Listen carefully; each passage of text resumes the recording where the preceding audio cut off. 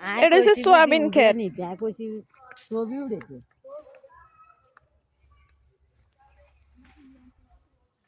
কাকি সবাই দেখেন কত সুন্দর একটা ক্ষেত, মাশাআল্লাহ। ধনিয়া পাতাগুলো অনেক সুন্দর দেখতে। দেখেন কত বড় একটা ভুট্টার শাক। অনেকে বলে ভুট্টার শাক, আসলে এটা বাইত্তার শাক আমাদের অঞ্চলে বলে। মাশাআল্লাহ কত সুন্দর ধনিয়া ফুল, ধনিয়া পাতা গাছে ফুল ফুটছে।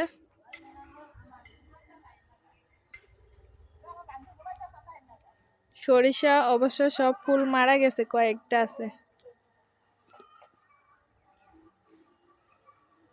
দেখেন মাশাআল্লাহ কত সুন্দর সিম।